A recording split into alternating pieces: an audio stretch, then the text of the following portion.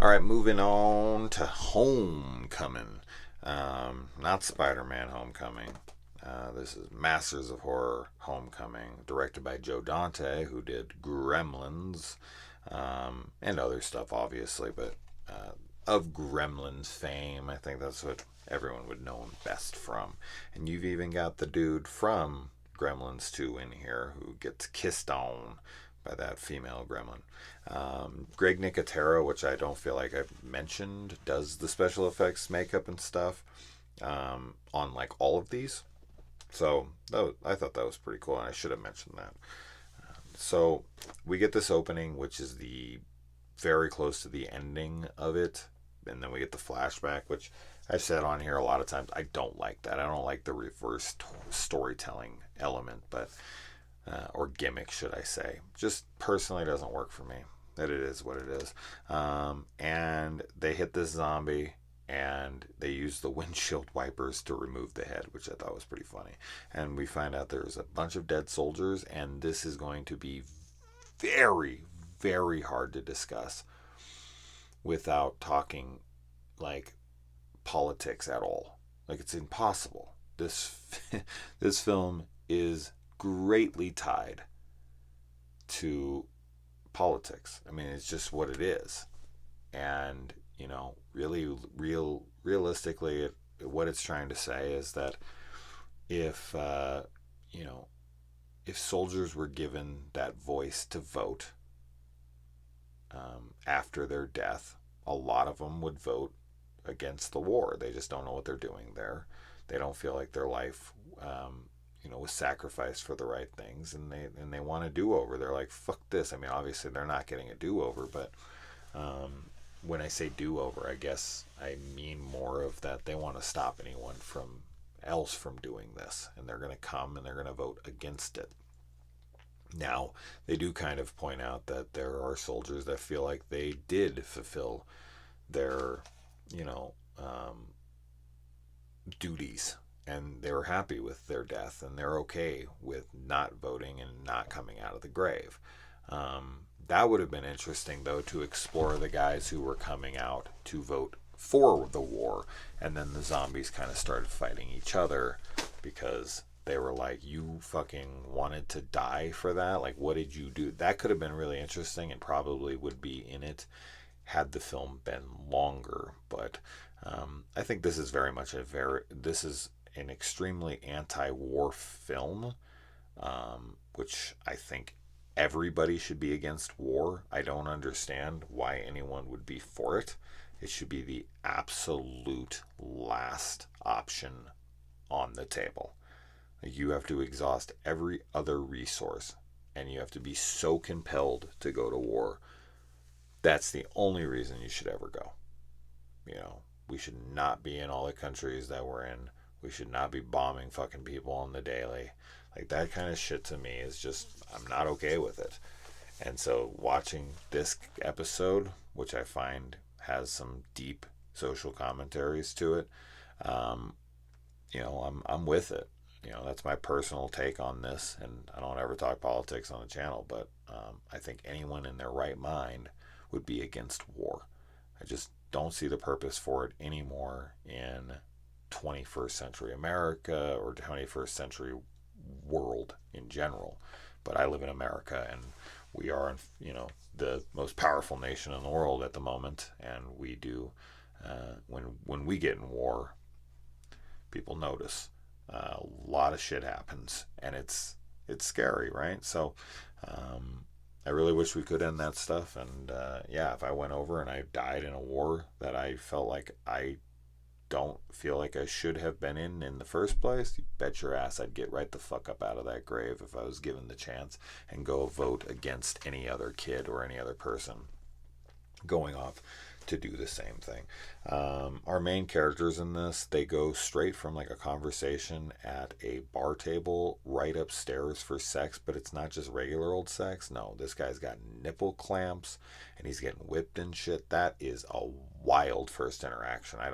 I've never been with a girl that tries to like pull out nipple clamps, handcuffs, whips, and all that shit on the first go, especially if I've only known her for like an hour. That's pretty hardcore for the first hour of knowing somebody. And this all comes from a wish. I guess it's the kid from Liar Liar that makes this wish. But and they all come back to vote against the war, and they're not for that side of the aisle that constantly keeps pushing for wars endlessly. Which honestly, let's be truthful. Fucking every administration pushes wars and perpetuates them indefinitely. So I don't think anyone is is any less guilty when it comes to the war front in this country in the longest of times. But yeah. And another really fucked up thing in this is that the doctors and such are like making fun of these soldiers' pain because like when they come back from the dead, they still have like their nerves and they can still feel, and they feel that they're dead and they're in agony. And this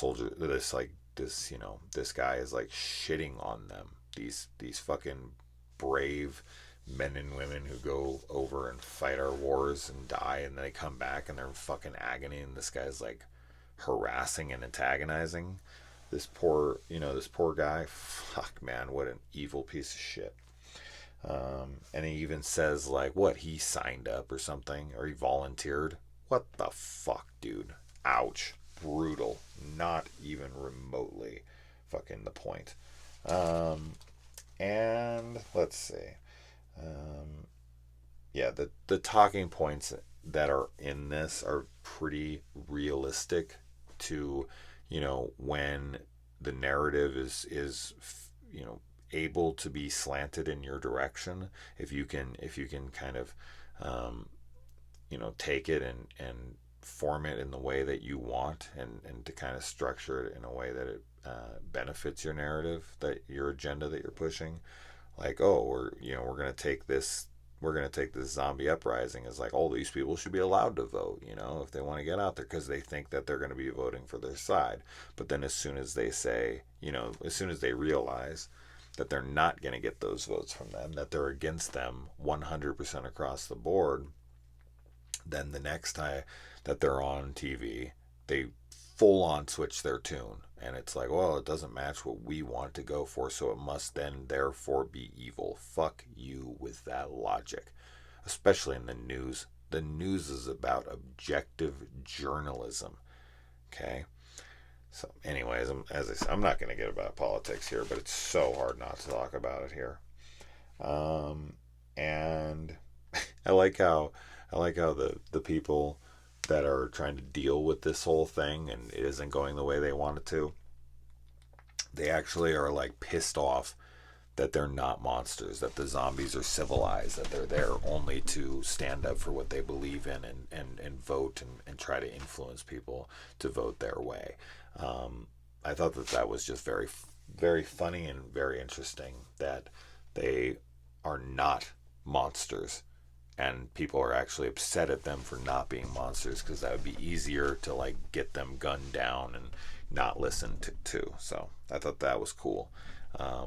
And I think overall this is a very effective and cool, um, you know, I guess we'll go with social commentary, because it's not, yeah, I mean, I guess you could go symbolic or metaphorical or whatever. But whatever it is, I like that. Let's see. Yeah, they even say in this, like, why don't you just treat them like real vets and ignore them? Oh man, dude, sick fucking burn. That's brutal and unfortunately extremely true. Um, and Jane, the fucking right wing pundit in this, she's a sociopath, man. She's a full blown fucking sociopath, and I'm glad she dies. And they cover up the Rand death, the doctor's death, which kind of felt out of place because they were kind of begging for them to be monstrous before, so I feel like they could have used that and pushed it against the zombies so that they could have stopped their vote. That seems like a real easy one for me. So that was one I kind of just was like, I think they could have probably put a little bit more thought into that. And then we get the reveal that the main guy actually shot his brother in cold blood playing with his gun. And obviously he didn't do it on purpose, but it's haunted him ever since. And then his brother actually comes back from the grave, and this is what changes kind of like his entire perspective and thought on the entire thing. Which, of course, I mean, I think that this is part of that social commentary of this whole idea and this notion that, um, you know, when you see the effects war has on your immediate life and your family, then all of a sudden you're going to change your tune.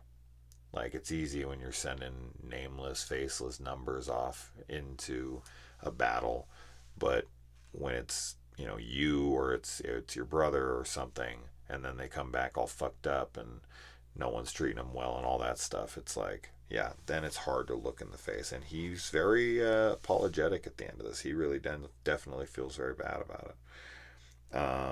And they they talk about a rigged election when they lose the election. Wow, that sounds super fucking familiar. I don't know where I've heard that before. And then one of the gravestones says G.A. Romero. That was cute. And yeah, his playing drum. Oh, at the very end, he's a zombie and he's playing a drum like a drummer boy in a in a marching line in war. This was stupid to me. This looked dumb. Him hitting the drum, that shit. Oh, that was so stupid. So that we could have done without that. But overall, I really like what this has to say because I agree. I agree with it, I guess, is where it comes from. And I think that if you're on the opposite political spectrum and you believe that there should just be perpetual fucking wars that never end, and we have enemies and we need to smash them into the ground, and I mean, I won't get started, but I disagree. I disagree, and maybe one day we can have that disagreement, but now is not that time. But anyways, let's move on.